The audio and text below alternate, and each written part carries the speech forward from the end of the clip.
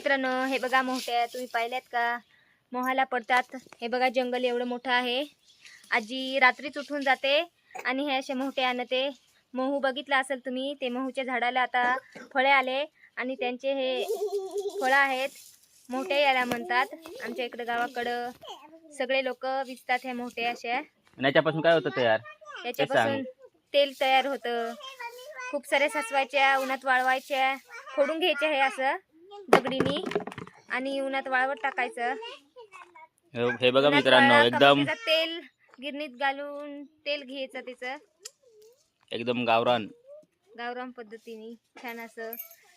आजी रात्री उठते लवकर, सकाळी पहाटे 5 वाजता आणि जाते. हे एवढे सारे आमचे मोह आहेत, ते मोहांकडे जाते आणि मोठ्या इचून आणते.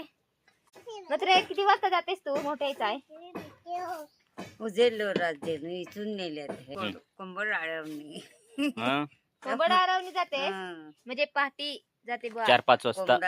मग तेवढ्याच जाते. तर हे बघा अजून व्यवस्थित पडत नाही, अजून पावसाळा लागाय का मग जास्त पडतील.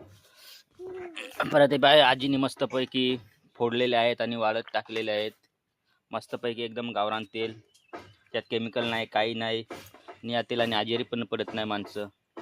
नाही या तेलापासून काहीच हो नाही ना, आजार काहीच नाही घड ना, एकदम मस्त ना. मग बघितलं मित्रांनो, कडून ठेवायचा, मग कडू नाही लागेल. हा तेल गाळून आणलं ना का गरम करून ठेवायचा, म्हणजे ते कडू नाही लागत. कडू नाही लागत. त्याच्यात केमिकल नाही, काही नाही. बाकी याच्यात तेलात कसं लोक केमिकल वापरतात, ते तेल चांगलं नाही राहत. ते बघा मित्रांनो, तिकडे माग एवढं मोहू दिसतात, त्याच्या मोहाची आजी जाते, रात्रीच्याच जाते मोठ्या विचून आणतात.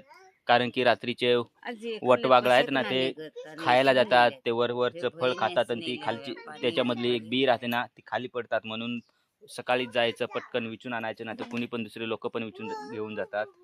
आता आजी घेऊन आलेल्या आहेत. आता मस्तपैकी तिला फोडणार आणि असे वाळत टाकणार आणि त्याच्यापासून मस्त असं गावरान तेल गाळणार. चला भेटूया पुढच्या व्हिडिओ नंतर मित्रांनो. बाय.